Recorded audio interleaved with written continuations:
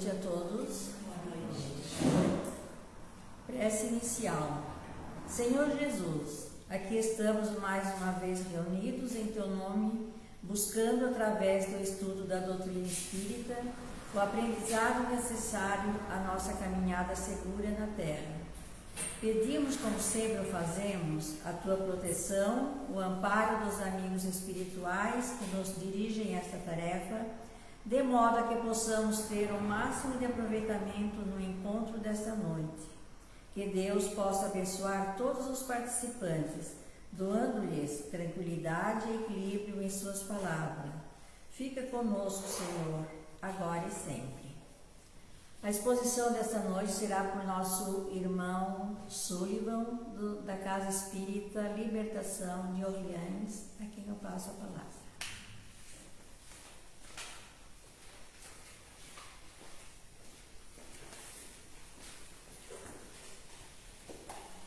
Boa noite a todos. Boa noite. Sejam todos muito bem-vindos a essa Casa Espírita. É com enorme satisfação que mais uma vez eu aqui me encontro para compartilhar com cada um de vocês que aqui está um pouco sobre essa doutrina que tanto nos esclarece, que tanto nos conforta e que de certa forma serve como um sol a nortear as nossas vidas. É nos momentos de sofrimento, é nos momentos de aflição que a doutrina espírita mais se faz condizente com nossas vidas, porque ela serve literalmente de sustentação para todos nós, principalmente quando as adversidades elas aparecem. A palestra da noite de hoje tem como tema o ser consciente. É uma exposição baseada na obra de Joana de Ângeles, também chamada de O Ser Consciente. Essa obra veio ao mundo pelas mãos do médium Divaldo Pereira Franco, ditada, obviamente, por sua mentora Joana de Ângeles. É este livro que tenho aqui em minhas mãos e que praticamente se tornou um roteiro, algo ao que eu me direciono sempre que necessito, dada a forma como Joana de Ângeles aborda a necessidade de nós nos tornarmos conscientes sobre tudo aquilo que acontece em nossa vida. E o que seria tornar consciente tudo aquilo que acontece conosco? Já estive aqui diversas vezes e me recordo que em uma delas nós conversávamos sobre a necessidade de ressignificarmos o nosso propósito existencial. E basicamente aquela reflexão nos trazia a necessidade de identificarmos o porquê é que nos encontramos. Qual o nosso papel enquanto espíritos encarnados? Por que Deus, enquanto Pai bondoso e amoroso, nos concedeu essa oportunidade bendita de aqui nos encontrarmos em um mundo de provas e expiações? Nós bem sabemos que a reencarnação é um dos maiores expoentes da justiça divina, porque a reencarnação nos permite corrigir as faltas que cometemos no passado. A reencarnação nos permite, por meio de sucessivas vidas, nos tornarmos seres melhores. A reencarnação nos permite literalmente corrigir o mal que praticamos em outras ocasiões. O pai que maltratou o filho em outra existência passa a ocupar, quem sabe, a condição de filho numa outra vida, podendo então, por meio do amor, apagar as faltas do passado. Só que nós bem sabemos que quando reencarnamos, nós esquecemos de tudo aquilo que vivenciamos em outras existências. É como se nós viéssemos a mergulhar na carne como um livro em branco, com uma história a ser construída, com uma personalidade a ser construída. Joana de Ângeles nos ensina que a cada existência, a cada reencarnação, nós construímos uma nova personalidade, que a psicologia chama de ego. Então, o espírito imortal do Sullivan já foi em outra existência a Maria, já foi em outra existência o Paulo. E em cada encarnação, ele precisou construir a sua personalidade. De que forma? Extraindo da figura dos pais elementos para a formação da sua personalidade. Por isso que nós costumamos dizer que a fruta não cai longe do pé. Obviamente. Quando a criança, habitada por um espírito imortal, vem ao mundo, no início da sua existência, ela começa a extrair da figura dos pais os elementos para a formação da sua personalidade. Quando ela se dá conta de que ela é um ser individual, que ela não está atrelada à figura da mãe, a quem ela se mantém vinculada a todo momento, se amamentando, se alimentando, instintivamente, ela começa a observar os padrões de conduta dos pais e incorporar aquilo à sua personalidade. Até que em um determinado momento, ela também entende que não se confunde com a figura dos pais e começa a se relacionar no ambiente social em que vive.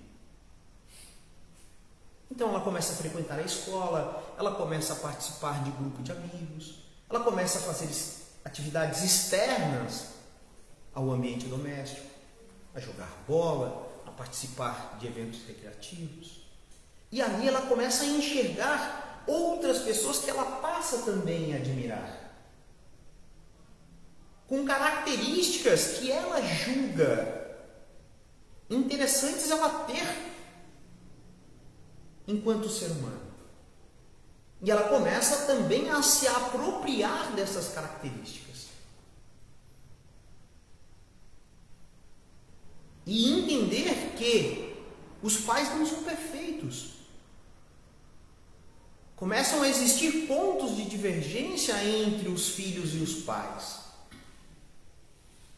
Por isso que a adolescência é uma fase conflituosa na relação entre pais e filhos. Porque somos, obviamente, seres com características próprias. Somos espíritos imortais. E cada um é uma individualidade por si só que não se confunde com nenhuma outra. Então, nós podemos ser parecidos aos nossos pais, porém nós não nos confundimos com eles. Nós possuímos características diferentes. E então nós vamos formando uma personalidade que se torna uma personalidade, uma figura adulta,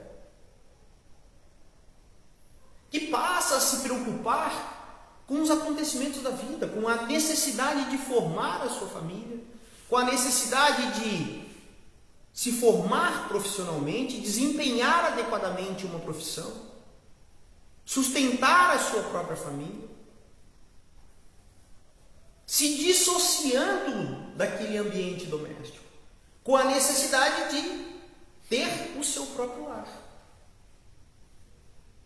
Só que nós fizemos isso de uma forma tão automática que nós esquecemos, em regra, cada dia mais, do porquê fizemos cada uma destas coisas. Eu levanto automaticamente para ir ao trabalho sem entender qual é a minha função naquele ambiente. Eu simplesmente vou para trabalhar. Eu levanto e vou ao meu escritório de advocacia para exercer a minha função de advogado sem entender que aquela profissão tem como função promover justiça, amparar pessoas que estão em dificuldade. Eu não torno nem sequer consciente o porquê do exercício da minha profissão.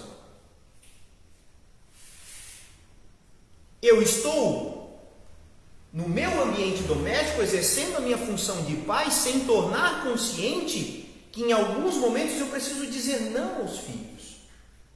Não atender a todas as vontades. Porque ser um bom pai não é satisfazer todas as necessidades dos seus filhos. Só que nós fizemos isso instintivamente, sem tornar isso consciente. E às vezes, pensando fazer o bem, estamos fazendo o mal. E um dia, literalmente, a conta chega. Prosseguimos, isso acontece com a alimentação.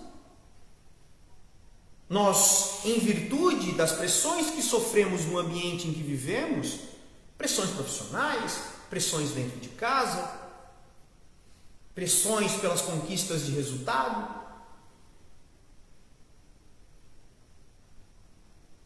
nós nos tornamos pessoas ansiosas, pessoas inseguras. E ao invés de nos nutrirmos com alimentos, nós buscamos no alimento um prazer. Então, ansioso, eu me posto na frente da televisão no momento de relaxamento e começo a comer compulsivamente, sem saber ou perceber sequer que estou comendo. E não torno nem consciente o simples ato de me alimentar.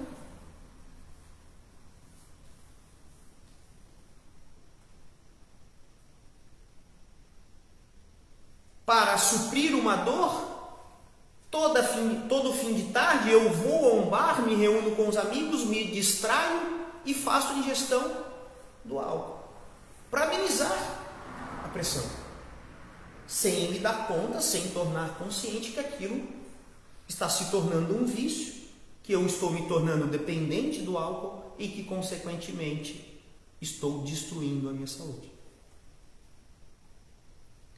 Então, percebam que inicialmente, através dessa exposição, eu quero mostrar a vocês que nós agimos na nossa vida por automatismo.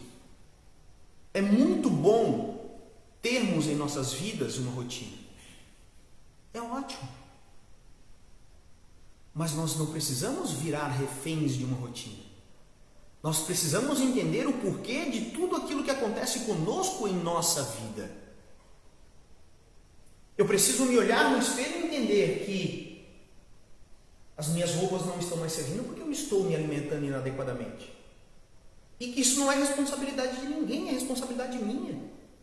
Eu preciso rever o meu ato, a minha postura, a minha conduta alimentar, para transformar a minha vida. E isso é tornar a alimentação consciente. E o que seria nós nos tornarmos seres conscientes de uma maneira geral? Principalmente seres conscientes sob o ponto de vista espiritual. Nós entendemos primeiramente o porquê estamos neste mundo. E nós não estamos aqui neste mundo para reunir coisas. Nós não estamos neste mundo para juntar tesouros que não levaremos conosco.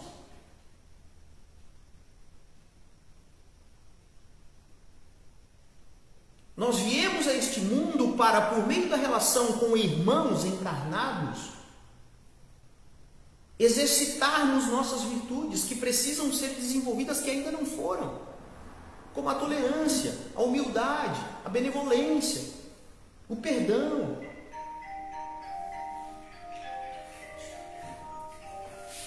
É dessa forma, exercitando as virtudes, no dia a dia, formando um caráter na dificuldade, que nós vamos nos tornarmos pessoas melhores, espíritos mais evoluídos, capazes de construir a nossa própria felicidade. Por quê? Não porque o mundo se transformou e agora o mundo é um mundo que me permite ser feliz. Não. Mas sim porque eu comecei a enxergar os problemas do mundo com um olhar diferente. Joana de Ângeles, inclusive isso é uma passagem do filme de Divaldo Pereira Franco, chamado Divaldo, Mensageiro da Paz, em que Joana diz para ele assim: Divaldo, nunca é sobre os outros, é sempre sobre nós. Então o problema nunca está nos outros. O problema está na forma como nós reagimos ao que os outros nos fazem. Ah, mas eu estou imersa no casamento, meu marido é viciado em álcool, eu não consigo mais conviver com ele. Mas você está convivendo com ele por quê?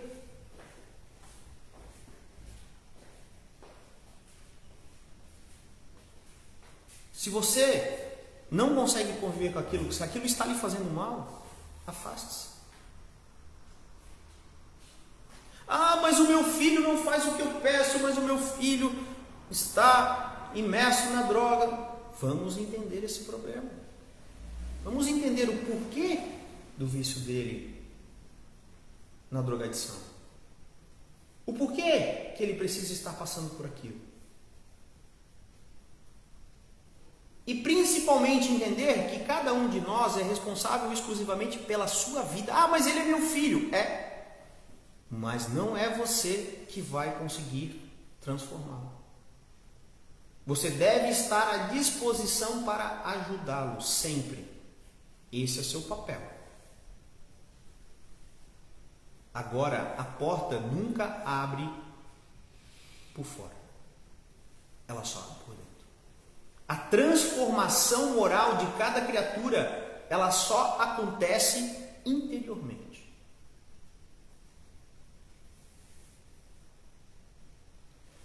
Na introdução deste livro, apenas na introdução, em 2 páginas, Joana de Ângeles resume o problema da vida da grande maioria dos espíritos encarnados.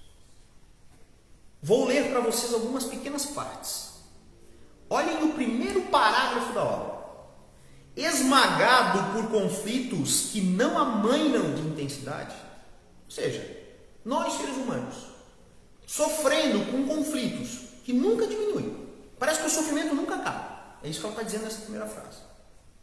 O homem moderno procura mecanismos escapistas. Ou seja, nós não enfrentamos os problemas. Nós buscamos sempre fugas.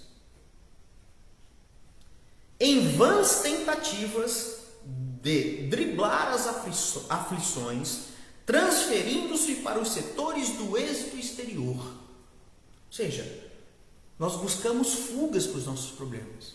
Nós não os enfrentamos. E buscamos satisfazer os nossos problemas internos, os nossos conflitos, que nunca diminuem, com conquistas externas. Então eu estou infeliz no meu relacionamento, eu estou sofrendo muito com isso, mas eu vou trabalhar igual um maluco, inconscientemente, sem tornar isso consciente, para comprar um carro novo e ter 30 dias de felicidade. Ai, comprei um carro novo, agora eu vou mostrar para fulano, eu vou fazer isso, eu vou passear, eu vou não sei o que e tal. E daqui a pouco, o que acontece? Você vai se deparar com o mesmo problema, com a conta do carro novo para pagar.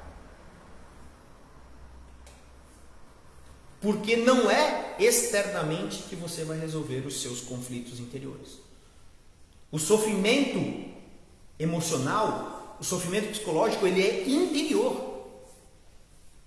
E só tem uma forma de você resolver isso. Uma vez eu conversava com um grande amigo sobre problemas pessoais meus. E ele disse assim para mim: Sullivan, às vezes a gente precisa fazer o seguinte. Às vezes a gente está com uma ferida tão grande, mas tão grande, e ela já criou uma casca tão enorme, que a gente consegue conviver com ela. Mas o problema só vai ser resolvido quando a gente arrancar a casca. Pegar uma esponja, colocar a esponja lá dentro, limpar ela, deixar ela exposta, para que ela possa realmente cicatrizar. E aí eu pergunto para vocês, quem é que quer arrancar a casca da ferida para curar a ferida que tem? Quem é que quer enfrentar os seus problemas emocionais, aqueles mais profundos, aqueles que mais doem, aqueles que corroem a gente por dentro todos os dias? E aí às vezes a gente pergunta assim: pá, mas como é que eu vou resolver isso? Eu já pensei, eu já tentei de tudo, mas eu não consigo resolver o meu problema. Ajuda. Porque nós não sabemos tudo. Nós não somos os donos da verdade.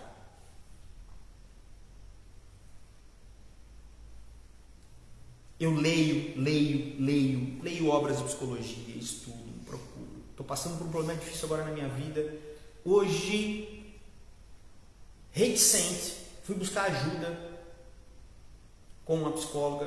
Nós fizemos um procedimento e eu encontrei respostas para a minha vida que eu não imaginei que encontraria. Consegui enxergar problemas que, por meio daquilo que eu consegui ver, eu tenho certeza que eu vou conseguir transitar pela vida mais leve.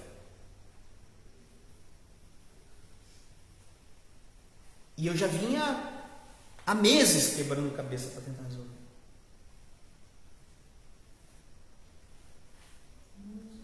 O que eu quero dizer a vocês, meus irmãos?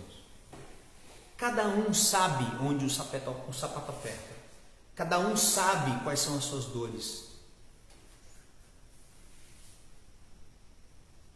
Não é segundo Sullivan, não, é segundo Joana de Ângeles, um espírito extremamente evoluído que veio de maneira missionária por meio das mãos de Divaldo Pereira Franco nos trazer grandes ensinamentos. E ela vem nos dizer o seguinte: só há um caminho. Nós precisamos nos autoanalisar. Nós precisamos não olhar para fora. Nós precisamos olhar para dentro.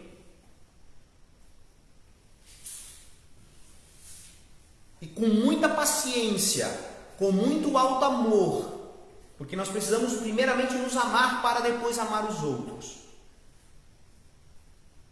Com muita autocompaixão para conosco, sem nos colocarmos na condição de vítimas. Porque eu não sou infeliz porque o meu marido bebe. Não, eu sou infeliz porque eu aceito estar do lado do meu marido que bebe. Eu não sou infeliz porque a minha mulher não é da forma como eu gostaria. Não, eu sou infeliz porque eu permaneço ao lado dela. Parar de transferir responsabilidades aos outros e entender que tudo aquilo que acontece comigo é responsabilidade única e exclusiva minha. Que não adianta eu rezar e pedir a Deus a solução dos meus problemas se eu permanecer sentado numa cadeira num processo depressivo, achando que as bênçãos do céu recairão sobre mim e a minha vida irá se transformar.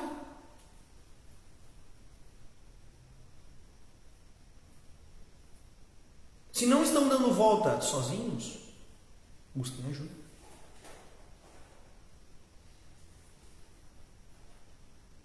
E aí sim, a espiritualidade irá conduzi-los, irá incluir as pessoas que estão a ajudar vocês, mostrando o caminho a ser percorrido.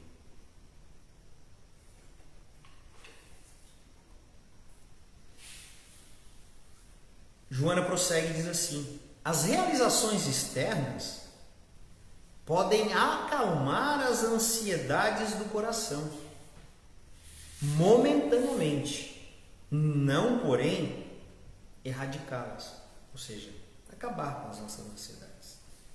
Razão porque o triunfo externo não apazigua anteriormente. Mais à frente, ela diz assim: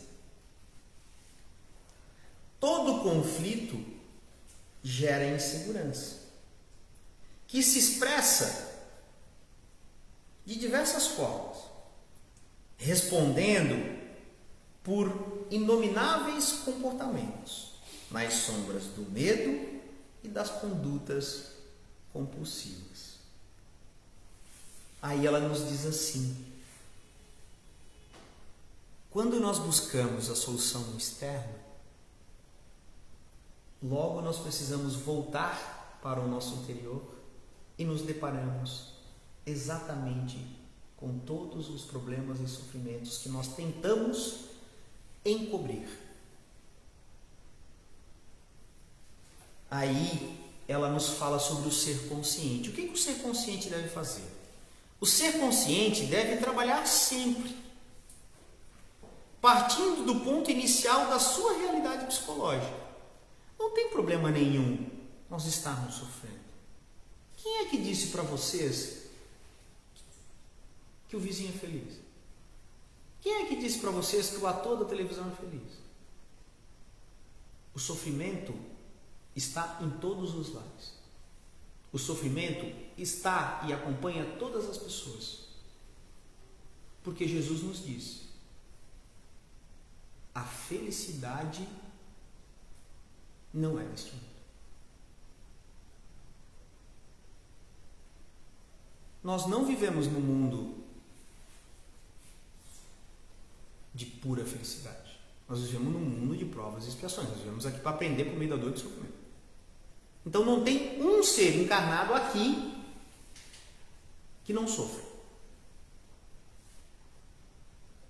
Então não se considere uma exceção. Não se considere um infortunado. Não se considere o azarado ou injustiçado por Deus. Deus não é nunca injusto. Deus nunca erra.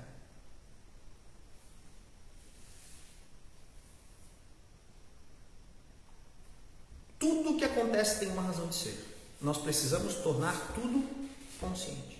E nós precisamos olhar para nós mesmos e entender o que eu estou fazendo aqui, o que eu quero para a minha vida, o que eu preciso fazer para transformar o meu hoje, que não é da forma como eu quero, num amanhã exatamente da forma como eu gostaria. E só existe uma pessoa capaz de fazer isso: você mesmo. Não deposite a transformação da sua vida a outra pessoa, porque ela não vai acontecer. E não se frustre se essa pessoa não fizer isso por você, porque ela é responsável pela vida dela e não pela sua. Por mais que você a ame, por mais que você tenha consideração por ela, se você está entregando a sua vida ao seu filho, não espere que ele entregue a dele a você. Às vezes, quando eu vejo pais e mães dizem o seguinte: mas eu faço tudo pelo meu filho, eu dou a minha vida por ele. Essa vai sofrer lá na frente. Primeiro entendam, nós estamos na condição de pais. Nós não somos os pais. Nós somos todos irmãos. Pai de todos nós é Deus. Então,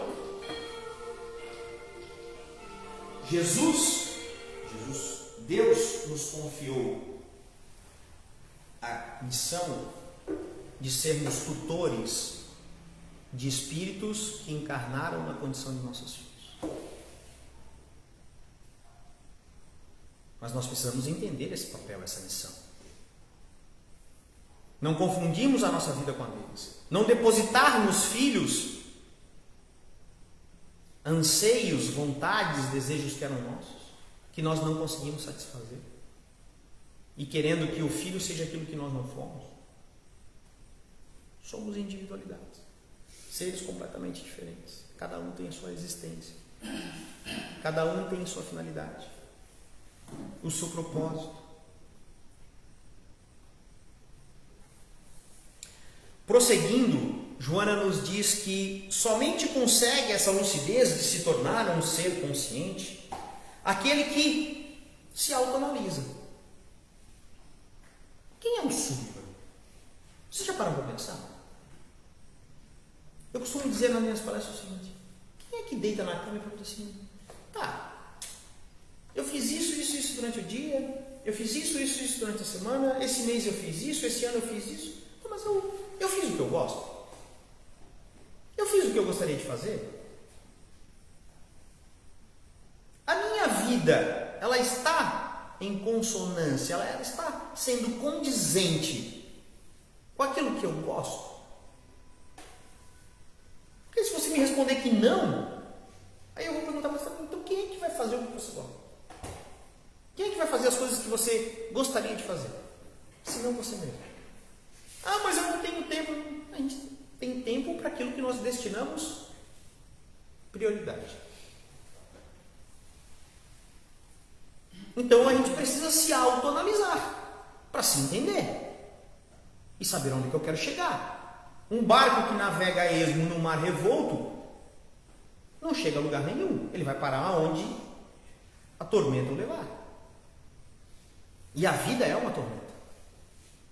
E se o nosso barco da existência não tiver um marinheiro muito ciente de onde ele quer chegar, o nosso barco vai se perder no caminho. Então, o ser consciente, ele se autoanalisa, ele está disposto a encontrar-se sem máscara. Porque às vezes nós mentimos para nós mesmos, né? Sem deterioração. Para isso não se julga, não se justifica, não se acusa, nem se culpa, apenas descobre-se. Não importa o que eu fiz, não importa se eu errei. Como disse o Cristo, atire a primeira pedra quem não tem pecados. Me diga aqui nesta sala quem nunca errou. Então por que eu vou ficar me culpando? Naquele momento eu fiz exatamente aquilo que eu poderia fazer com as capacidades que eu tinha. Ou me digam alguém que erra de propósito. Ah, mas eu deveria ter feito isso pelo meu filho e não fiz. Não fez porque naquele momento não tinha condições de discernimento para fazer. Você fez aquilo que achou que era melhor ter sido feito. Se eu tivesse ter sido mais justa, mais ríspida, mais disciplinadora, meu filho não tinha se envolvido com drogas. Naquele momento você foi só uma mãe amorosa que queria dar tudo que podia ao filho. Você errou? Não. Aquilo foi bom para a educação dele? Talvez não foi o melhor, mas foi o melhor que você poderia oferecer. Só que nós devemos incorrer sempre no mesmo erro? Não. Nós precisamos tornar as coisas conscientes. Então a gente precisa olhar aquilo que não está dando certo na nossa vida, refletir sobre aquilo e não ficar resmoendo, reclamando, sem fazer nada. Acordando todo dia com o mesmo problema, sem fazer nada para a resolução dele. Eu preciso me autoanalisar, identificar aquilo que me faz mal, tornar isso consciente e enfrentar o problema. Mas e se eu não consigo sozinho? Ajuda. Existem profissionais para tudo, principalmente para nos auxiliar com problemas psicológicos. Se a gente está com uma dor no braço, caiu, bateu o braço está todo inchado, precisa de ajuda? Precisa. Onde é que a gente vai? No médico. Agora eu pergunto para vocês, o que dói mais? Perder um filho e não conseguir lidar com a morte do filho? Ou o braço quebrado e tratado? Dói mais a perda do filho, não dói? Mas aí por que eu não vou no psicólogo? Para tentar entender o luto, lidar com o luto. Mas eu vou no médico para fazer um curativo no braço. Por que os problemas psicológicos não merecem a devida atenção? Por que é tão repugnante, ou nós temos tanto preconceito de dizer que estamos sofrendo? Nós queremos ser os fortes. Vestimos máscaras, mentimos para nós mesmos. É que o João está aqui dizendo, não sou eu. E aí não enfrentamos os problemas. Aí eu resolvo o problema da minha ansiedade fumando um cigarrinho. Eu resolvo o problema da minha ansiedade fazendo um bolo e comendo o bolo todo. Eu resolvo o meu problema familiar, o meu casamento que não está bom, indo para o bar, enchendo a cara de álcool. Aí eu volto para casa bêbado, e a mulher vai estar mais brava ainda, e o problema vai ter só se agravar. Ao invés de eu sentar, ter um diálogo verdadeiro, sincero, para tentar resolver o problema.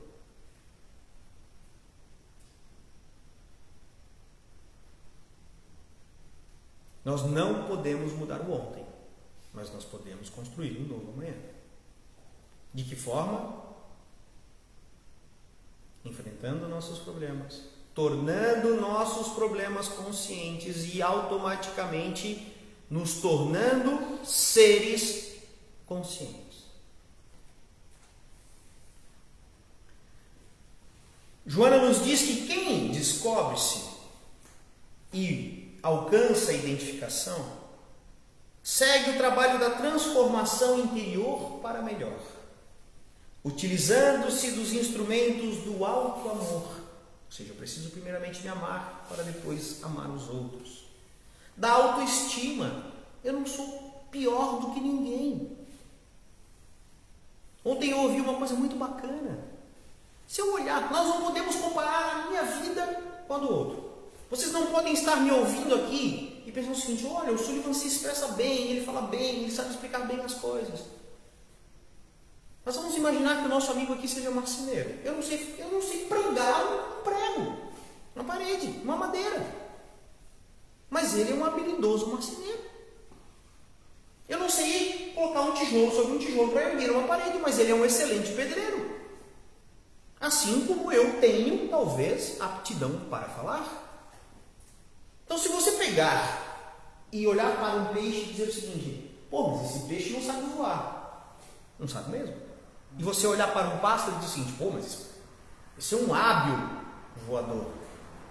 Agora, se você pegar e dizer o seguinte: oh, mas o peixe é um excelente nadador. Então, gente, ninguém é pior do que ninguém. Nós não precisamos ter baixa autoestima. Um pode ser fisicamente mais belo, mas pode ser uma pessoa extremamente arrogante, vazia. Enquanto o outro não é tão bem apresentável fisicamente, mas uma pessoa com um coração enorme que se torna mais bonita do que a outra. Então não comparem, não se sintam maiores e nem menores. Nós somos irmãos, todos com suas qualidades, com as suas virtudes. Uns já estão mais evoluídos na caminhada, outros ainda nem tanto, mas todos vamos chegar ao mesmo lugar. Então não precisamos ter baixa autoestima. Devemos usar a oração que estimula a capacidade de discernimento, porque a oração nos conecta ao Deus, Criador do universo. O pensamento é força criadora. Nós somos o que alimentamos em nossa mente. Então pensamos positivamente. Se eu acordo todo dia dizendo para o universo que a minha vida é uma droga, que eu não estou feliz, que eu isso, que eu aquilo, o que eu vou atrair? Nós que somos espíritas sabemos. Nós vamos nos conectar a entidades desencarnadas sofredoras. Vamos mudar a nossa faixa de vibração. E Joana finaliza dizendo que a meditação é um importante instrumento para nós avaliarmos a nossa vida. Porque se nós levantamos de manhã e fizemos tudo automaticamente, até estarmos completamente exaustos fisicamente, deitamos na cama e dormimos, a nossa vida será apenas a sucessão disso. Agora, se eu começar a tirar pelo menos 30 minutos que seja, para sentar em um lugar confortável, seja no meu quarto, seja no quintal da minha casa, seja onde for, ser o seguinte, passar em revista o meu dia e dizer o seguinte: Senhor, o que foi da minha existência hoje? O que eu fiz? Por que eu levantei de manhã e fiz isso? Por que eu fiz aquilo? Isso é meditar. Meditar não é se colocar em estado contemplativo, ficar respirando e dizendo... Não. Meditar também é refletir. E ao invés de a gente refletir sobre a vida dos outros, né, que a gente gosta muito de fazer, diz assim: mas é ficar sabendo do que fulano fez. Vamos refletir sobre nós. Porque quando eu estou preocupado com a vida dos outros, eu estou perdendo tempo e deixando de transformar a minha vida. Uma vez eu li um livro espírita que trouxe uma passagem que me marcou muito e que eu sempre que posso eu cito. Era um livro e ele dizia assim... Ele contava a história de 2 grupos de monges, cada um conduzido por um mestre. E estes monges, transitando por um jardim, em estado de contemplação das coisas, se encontraram. E aí então, um dos discípulos de um grupo olhou para o outro grupo e disse assim: gostaria de saber o que o mestre de vocês é capaz de fazer, porque o meu mestre, aquele que conduz o nosso grupo, ele é capaz de levitar, ele é capaz de prever o futuro, ele é capaz de fazer coisas fantásticas. E aí, o mestre daquele outro grupo, chamado Buda, deixou que um dos seus discípulos respondesse a pergunta. Não respondeu ele. E aí o discípulo de Buda disse o seguinte: o meu mestre é capaz de respirar quando tem que respirar. Ele é capaz de sorrir quando se deve sorrir. Ele é capaz de dormir quando é preciso descansar. Ele é capaz de simplesmente comer quando se deve buscar alimentação. E aí o discípulo do outro grupo disse: mas o que há de fantástico nisso? E aí eu pergunto para vocês: nós conseguimos fazer isso? Quem consegue? Não é fantástico simplesmente conseguir sentar a uma mesa e simplesmente se alimentar sem pensar em nada? Não é fantástico dormir sem preocupação alguma e simplesmente descansar? Não é fantástico sentar nesta cadeira e poder respirar sem pensar em nada? Simplesmente estar atento à nossa respiração e saber que nós estamos oxigenando o nosso corpo. E essa história, ela traz uma verdade. Quando nós simplesmente nos preocuparmos com o presente, sem estarmos ansiosos com o que será o futuro, nos preocupando e fazermos exclusivamente o que precisa ser feito agora, respirar quando se deve respirar, se alimentar quando se deve alimentar e descansar quando necessário, nós não precisamos nos preocupar com o futuro, porque o nosso futuro certamente nos reservará boas coisas. Que a paz e o amor de Deus estejam com vocês. Muito obrigado pela atenção e que os bons espíritos acompanhem vocês no regresso às suas casas. Que assim seja. Que assim seja.